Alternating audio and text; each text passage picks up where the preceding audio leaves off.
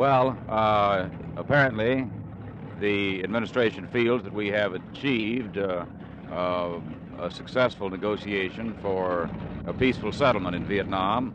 I believe that this is a tribute to the tough-mindedness and the perseverance of the president in the face of pressure both at home and abroad to surrender to Hanoi's demands.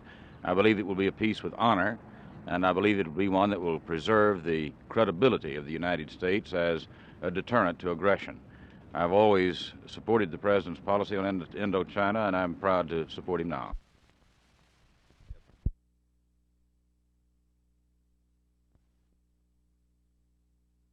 The last time a robber tried to hold up the Commercial National Bank 5 months ago, he threatened the drive-in teller with a fake bomb, but didn't get away with any money. This morning, in the pouring down rain, another robber, armed with a .38, drove through here and escaped with a metal box full of cash.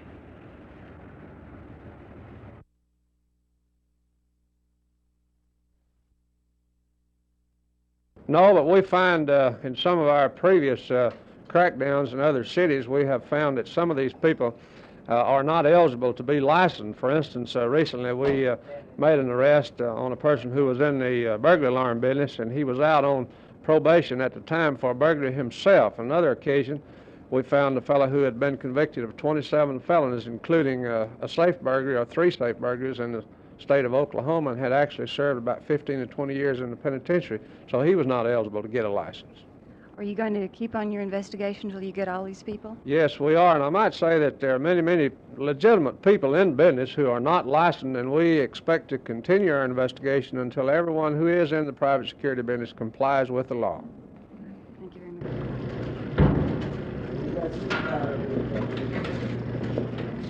Is that all you need? He's just taking just a little bit with me. Yeah. No, I'd rather.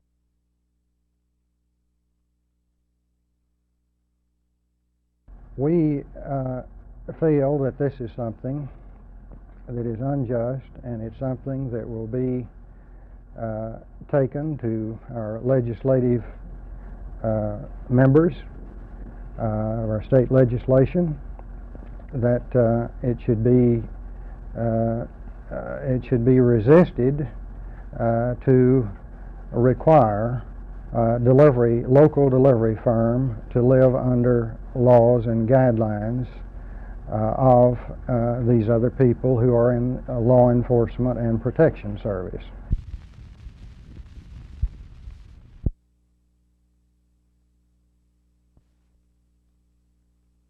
Almost a year ago today, on October the 27th, Mr. Lewis stated that he realized that he did not live within the district's boundary lines, that his residence on Shorefront Drive was not within the district's boundary lines, that he would not attempt to run for a seat from District 32 within those lines. About less than a month later, about 2 weeks later, 2 days before the deadline, he rented an apartment at the White Lake Manor complex, an all-adult complex. I do not believe that Mr. Lewis, his wife, and his children have ever actually lived at this residence, nor do they live there now. Because I'm concerned with the people in Tarrant County. Of course, I'd heard that Mr. Suarez don't make damaging statements about me, and anytime someone does that about my character, I think I should be there to defend it and hear both sides of the story. Do you feel damaged? No. Any comment to make as regards what he said? Oh, no. Well, I think Mr. Suarez knows what the situation is, that he's trying to make charges that I live outside my district, and he knows that both residences he's requiring to now are in District 32.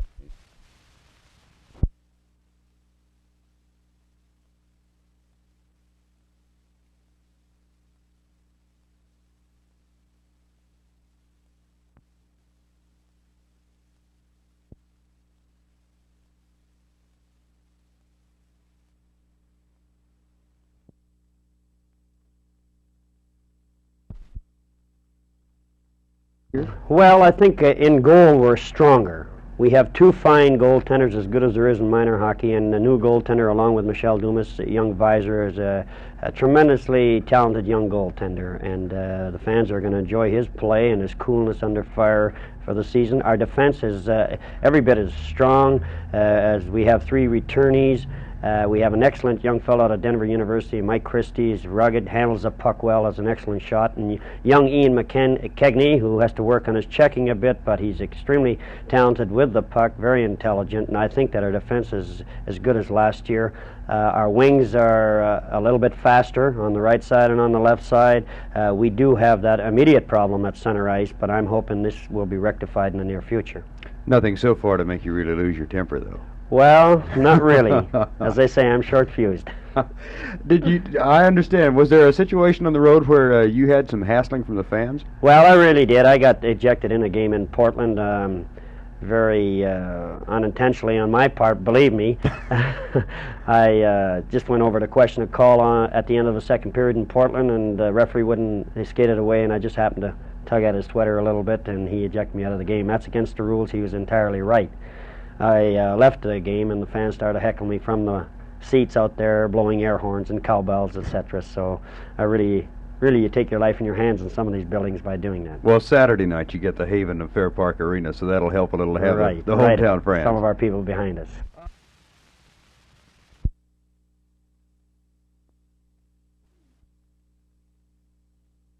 Nightly marches to protest the recent shootings of 3 blacks in South Dallas have been called to a halt by the Southern Christian Leadership Conference. SCLC Director George Holland told me today that he presented Dallas Police Chief Frank Dyson with a list of grievances yesterday at a closed meeting and will give Dyson 2 weeks to respond before resuming the marches. Holland also told me that SCLC will continue to be active and have plans to begin picketing stores this weekend. We're going to move into the area of economic boycotts on some stores that we've found have been price fixing out here in the black community. Is that going to divide you up a little bit if you have to resume your marching and picketing too? No, I wouldn't think so, because we can always march after the stores close. Holland said the name of the store to be picketed would not be released until Saturday morning. For Channel 8 News on the Move, this is June Gray.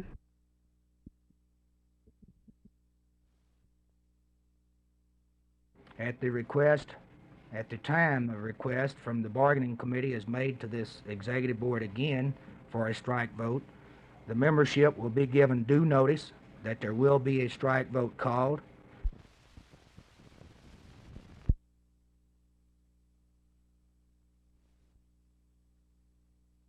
We've been assured that it is just a rumor, that this will stay in Addison Post Office as its time.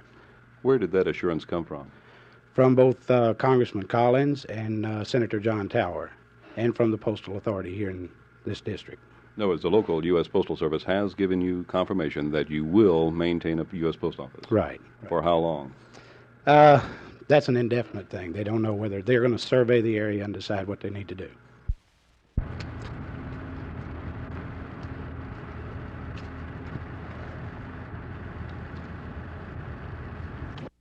Good morning, Mr. Mitchell. Say, people tell me that you're retiring as Addison's postmistress. Yes, I'm retiring tomorrow. I'm going to move to Lakeview, Arkansas, on the Bushels Lake. Well, you know, there's a rumor going around that the U.S. Postal Service might close this post office and make it a substation of Dallas upon your retirement. How would that make you feel? I think it would make me feel sad, because I've always tried to be a good citizen. I love this town. I've lived here over 25 years. And I believe that everyone should cooperate with the city in which they live. Then you would like to see Addison, Texas as a postmark remain? I certainly would.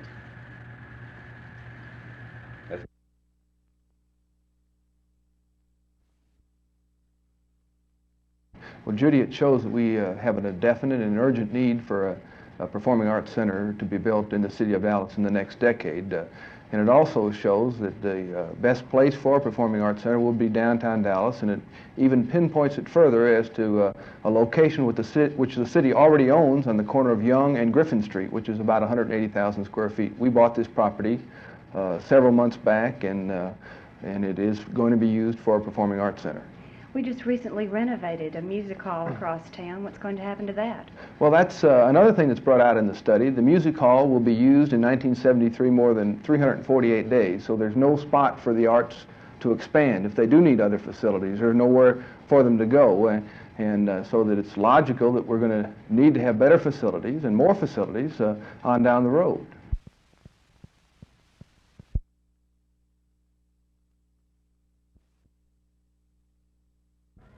10, 9, 8, 7, 6, 5, 4, 3, 2, 1. Come on!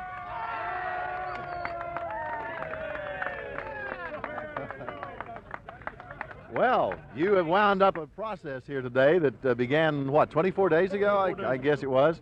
Any special comments for the weather you had today? Oh, the weather was fair to partly cloudy. No, the weather was all right. It doesn't make any difference what kind of weather it was, as long as we got to finish it. How much money did you get? We got between $800 and $900.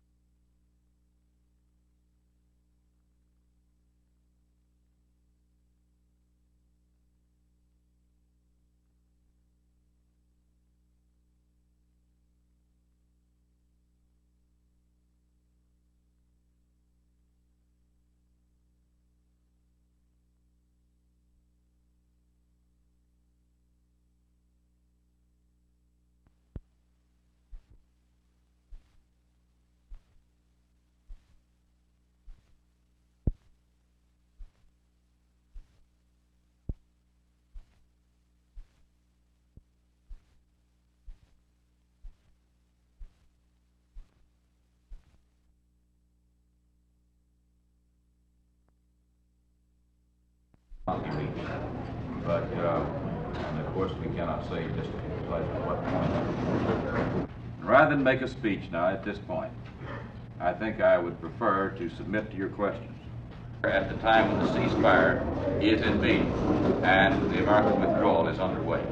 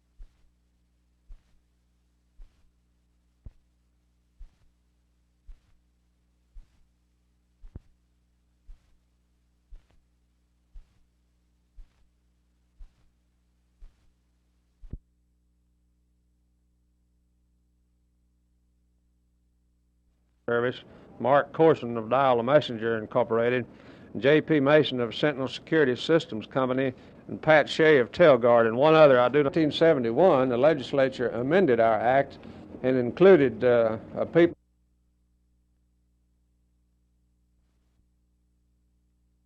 Mr. Hatfield, were you expecting this raid at all? No, but we were filling out our application this morning when they arrived, and I had my man from Austin coming up to get it to take to Austin, so that's the way it goes. Well, what took you so long to fill it out? Well, we had correspondence with my lawyer and them just because we were in the interpretation it was for an armored motor carrier, which we are not, and most everything we handle is confidential, and we do not consider ourselves an armored motor courier. We were some misinterpretation.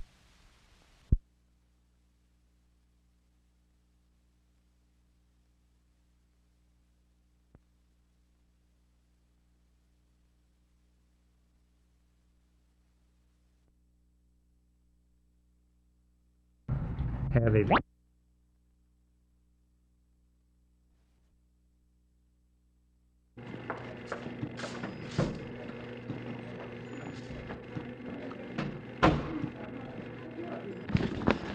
Oh, Mr. Holland, how are you? How you doing? Come step right on around here and sit on the desk. And we'll just chit-chat for just a moment, okay? Right. Okay. Can I talk about him? Who? Preston Parks, disciplinary action against any officer. Mr. Holland, what kind of agreement did you make with Chief Dyson yesterday during your meetings about the grievances and calling? Didn't testify. Is Preston Parks the... He's the president of...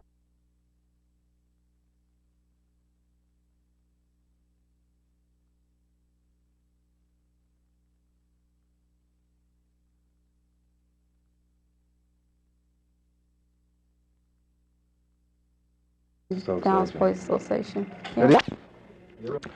Well, we presented the chief with a list of demands, not demands, but grievances from the community, and we felt that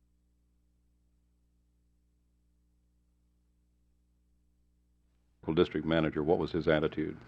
When I talked to him, he said that it was just a rumor, and that he had... You've had responses from them? Yes, we've talked to both of them by on the telephone and by mail. Have you had...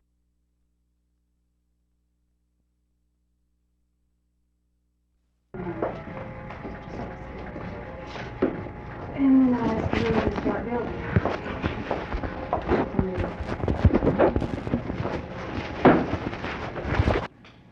Well, we recently renovated a music hall right across town. What's going to happen to it?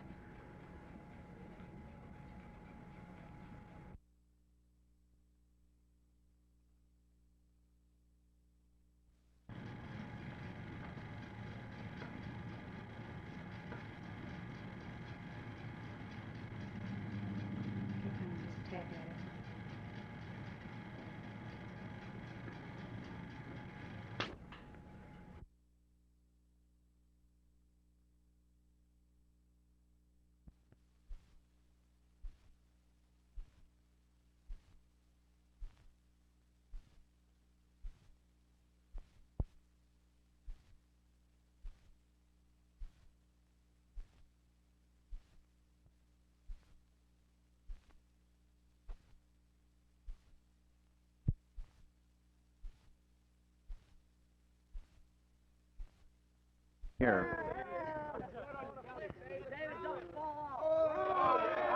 Oh, that's beautiful. That's beautiful.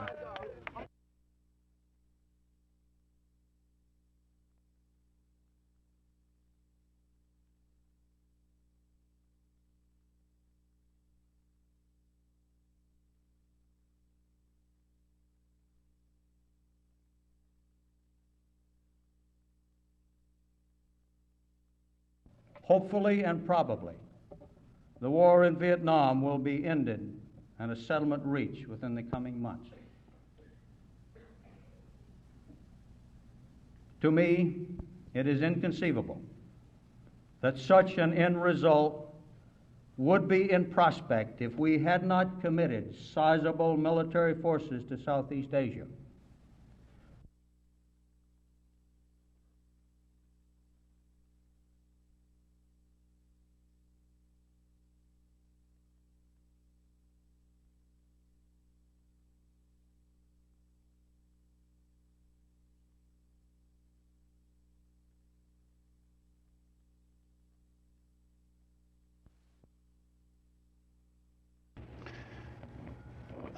You know, strangely enough, I don't think that there's going to be that much reaction.